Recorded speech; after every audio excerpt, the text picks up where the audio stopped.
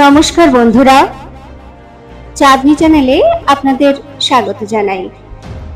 আমার গল্প পাঠ আপনাদের যদি ভালো লেগে থাকে তাহলে আমার চ্যানেলটি লাইক এবং সাবস্ক্রাইব করে আমার পাশে থাকবেন, সঙ্গে থাকবেন। আমরা শুনছিলাম জে.কে. রাউলিং এর লেখা হ্যারি পটার গল্পটি। তার প্রথম গল্প পরশ পাথরের সন্ধানের পরবর্তী অংশ আসুন এবার শোনা যাক। তুমি কি নিশ্চিত যে এটা সত্যিকারের জাদু? মেয়েটা জানতে চাইল। মনে হয় এটা তেমন ভালো নয়। আমি কিছু সহজ জাদু অভ্যাস করেছি, আর যেগুলোতে আমি সফল হয়েছি। আমাদের পরিবারের কেউ জাদুকর নয়, তাই জাদু বিদ্যালয় থেকে আমন্ত্রণ পেয়ে খুব খুশি হয়েছি। আমার জানাশোনার মধ্যে এটা সবচেয়ে ভালো জাদু বিদ্যালয়। আমার মনে হয় মন দিয়ে শিখলেই যথেষ্ট জ্ঞান হবে।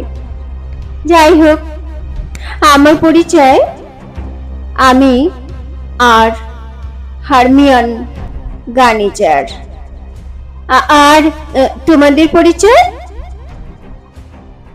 খুব দ্রুত কথাগুলো বলল মেয়েটা। পাঠ্য বই মন দিয়ে না পড়ার জন্য রনের মুখের হতভম্ব ভাব দেখে হ্যারি স্বস্তি পেল। পরিচয় করল, আমি রন ওয়েসলি। মৃদুস্বরে রন বলল।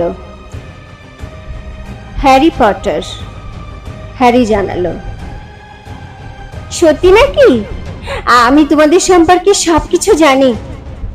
মডার্ন ম্যাজিক্যাল হিস্ট্রি এবং the rise and fall of dark arts ও great wizarding events of the 20th century, এই বইগুলোতে তোমাদের সম্পর্কে লেখা আছে। আমার সম্পর্কে? ভ্যাবাচাকা খেয়ে গিয়ে হ্যারি বলল। আশ্চর্য, তুমি কি জানো না আমার সম্পর্কে? এমন কিছু যদি থাকতো তাহলে আমি টেনে বার করে নিতাম। তোমরা কি জানো তোমরা কোন ঘরানায় ঢুকতে চলেছ? আমি আশেপাশের লোকদের কাছ থেকে জানতে পেরেছি গ্রাইফিন্ডার। এর চেয়েও ভালো নাম ডাম্বলেডর, যদিও র্যাভেনক্ল তেমন খারাপ না। তারপর তারা চলে যেতে উদ্যত হলো। তোমরা তোমাদের পোশাক পাল্টে নাও, আমরা খুব শীঘ্র গন্তব্যে পৌঁছে যাব। এই কথা বলে ব্যাঙ না পাওয়া ছেলেটাকে নিয়ে চলে গেল। যেখানেই আমি যাই না কেন আমার মনে হয় মেয়েটা সেখানে থাকবে না। রন এই বলে তার জাদুদণ্ডটা ট্রাঙ্কের ভিতর রাখলো। বাজে জাদু, জর্জ এটা আমায় দিয়েছিল। বাজি ধরতে পারি এটা 2 নম্বর মাল। হ্যারি জানতে চাইল, তোমার ভাই কোন ঘরানায় ভর্তি হয়েছে? গ্রাইফিন্ডার, রন বলল। বিষণ্ণতা আবার তার চোখের উপর চেপে বসলো। মা এবং বাবাও সেখানে আছেন। আমি জানি না, যদি আমি সেখানে না যাই তবে কি তারা কিছু মনে করবেন? আমি মনে করি না র্যাভেনক্ল খুব খারাপ হবে, কিন্তু ভাবো তো যদি তারা আমায় স্নাইথেরিনে দেন। তুমি কি জানো এখানে কে আছে? হ্যারি রনের মনটাকে অন্যায়ভাবে সরিয়ে নিয়ে যেতে চাইল। সে রনকে বলল, দেখো, মেকবার্নের গোফের দিকটা একটু হালকা। হ্যারি ভেবে অবাক হলো সে স্কুলে কি ধরনের জাদু শিখেছে। চার্লি রোমানিয়ায় ড্রাগন নিয়ে পড়াশোনা করছে। বিল আফ্রিকায় কিছু কাজ করেছে গ্রিন গডসের হয়ে। রন জানতে চাইল, তুমি কি গ্রিন গডস সম্পর্কে জানো? ডেইলি প্রফিটে যা বেরিয়েছিল। তবে আমার মনে হয় না মার্গলস পরিবারের থেকে এ সম্পর্কে তুমি কিছু জানতে পেরেছো। কোনো একজন চেষ্টা করেছিল পুরা পাহারার মধ্যে রাখা ভল্টে ডাকাতি করতে। এমন কি ঘটতে পারে? হ্যারি বিস্ফারিত চোখে তাকিয়ে দেখলো, সত্যি তাদের কি হলো? কিছুই হয়নি। তারা ধরা পড়েনি বলেই খবরটা এত গুরুত্ব পেয়েছিল। বাবা বলেন অন্ধকারময় শক্তিশালী জাদু গ্রিন গডসদের ঘিরে রাখে। তারা বুঝতে পারে না যে তারা কিছুই পেল না। এটাই খারাপ। যদি কখনো এ ধরনের কিছু ঘটে বললেই কষ্ট পায়। যদি তুমি জানো এর পেছনে কে আছে। হ্যারি বিষয়টা মনে মনে ভাবতে লাগলো। তুমি কি জানো? কথাটা প্রতিবার উচ্চারিত হওয়াতে সে মনে মনে শঙ্কিত হলো। সে ভাবলো জাদুর জগতের এটাও বোধহয় রীতিনীতি।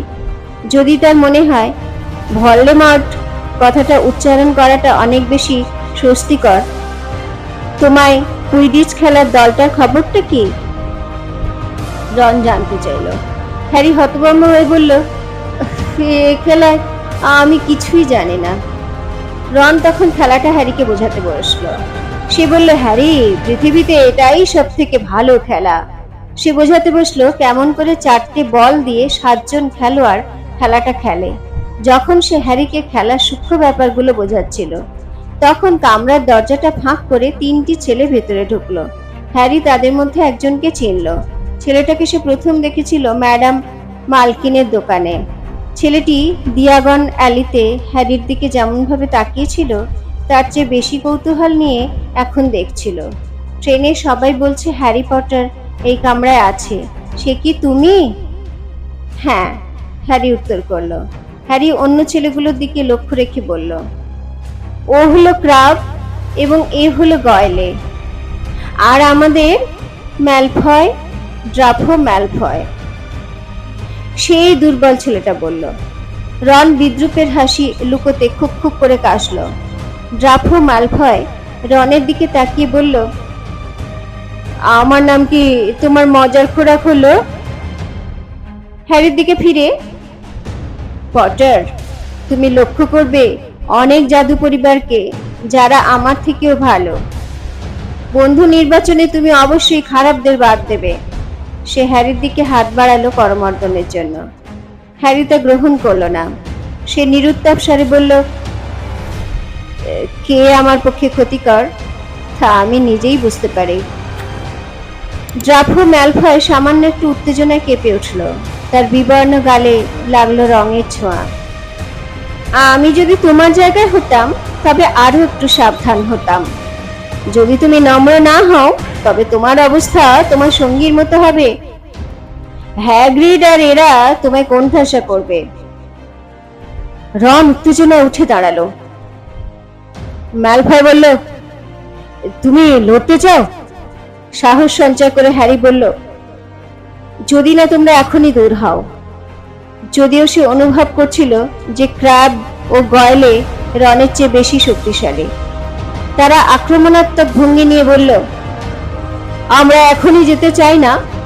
আমাদের সব খাবার খাওয়া হয়ে গেছে, আমরা আরো খেতে চাই।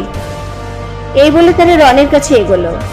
গয়লে এগিয়ে এলো, কিন্তু সে গয়লেকে ছোঁয়ার আগেই গয়লে বীভৎস চিৎকার করে উঠল। মেকবার্স ইঁদুরটা গয়লের আঙুলে ঝুলছে। সে তার ছোট ধারালো দাঁত বসিয়ে দিয়েছে। তাই দেখে ক্র্যাব আর ম্যালফয় দিল ছুট। গয়লে হাউ মাউ করে চিৎকার করে ঝুলন্ত স্কেবার্সকে এমন ঘোরাতে লাগলো যে ছিটকে গিয়ে জানালায় ধাক্কা খেলো। তারা দৌড়ে পালালো। ভাবলো খাবারগুলোর মধ্যে হয়তো আরো ইঁদুর আছে। আর ঠিক সেই মুহূর্তে হারমিয়ন এসে ঢুকলো। ব্যাপার স্যাপার কি? সে ঢুকেই দেখলো মেঝেতে খাবার ছড়িয়ে আছে। রন ইঁদুরটার লেজ ধরে তুলে ধরেছে। রন হ্যারিকে জিজ্ঞাসা করলো, মনে হয় ব্যাটা জ্ঞান হারিয়েছে। হ্যারি স্কেবার্সের আরো কাছে সরে এসে বলল, আমার তা মনে হয় না। এটা আবার ঘুমিয়ে পড়েছে, এবং সত্যিই তাই। তুমি ম্যালফয়কে আগে থেকে জানতে? দিয়াগন অ্যালিতে তাদের দেখা হওয়ার ব্যাপারটা হ্যারি খুলে বলল। আমি ওদের পরিবার সম্পর্কে যা জানি, রন বলতে লাগলো, তারা প্রথমে আমাদের সঙ্গেই ছিল। পরে তুমি কি জানো কে হারিয়ে গেল? শোনা যায় তাদের সম্মোহন করা হয়েছিল।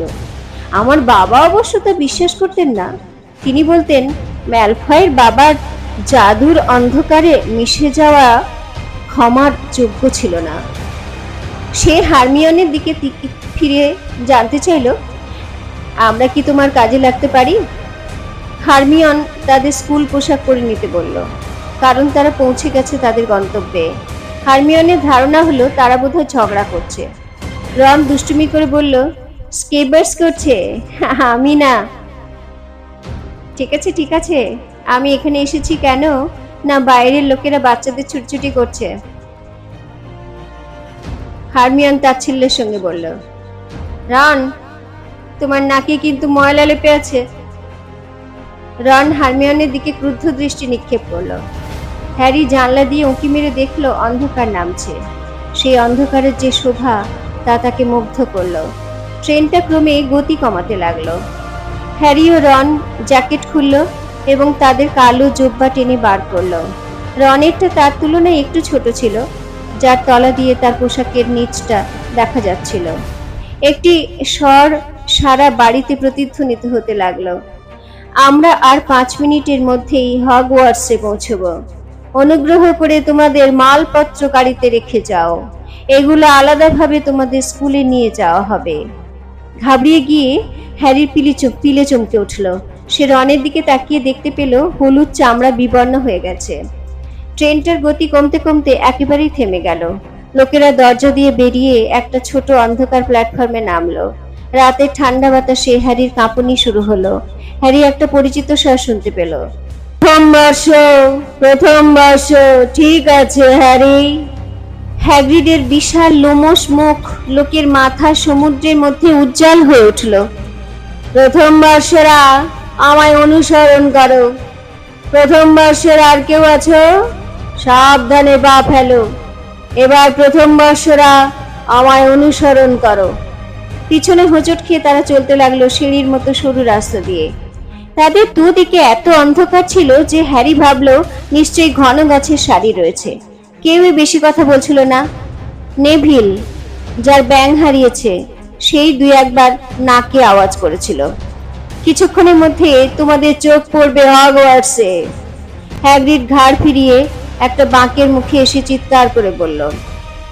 সরু পথের শেষ প্রান্তে একটা কালো দিঘি, তার উপর সুউচ্চ পর্বতশ্রেণী, যার ফাঁক দিয়ে ঝলমলে আকাশ দেখা যাচ্ছিল।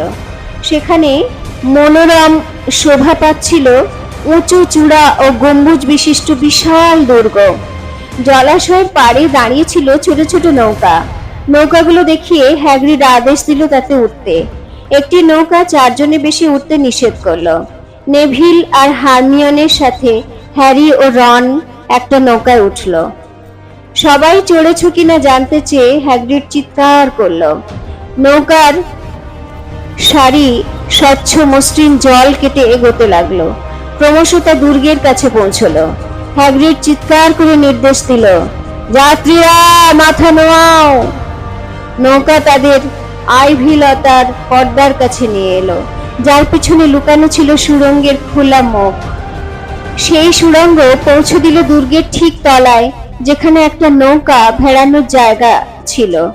তারা পাথুরের রাস্তায় উঠে এলো।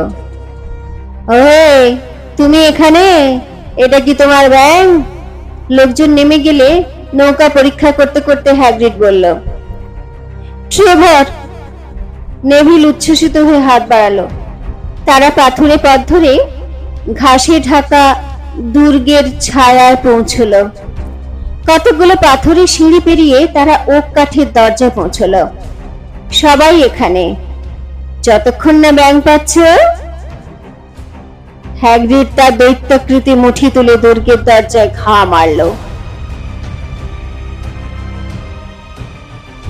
কি হবে এরপর? এই রোমাঞ্চকর কাহিনীর পরবর্তী অংশ জানতে গেলে আমার চ্যানেলটি লাইক এবং সাবস্ক্রাইব করে আমার সঙ্গে থাকুন আর শুনতে থাকুন চাঁদনিকে। নমস্কার, ধন্যবাদ।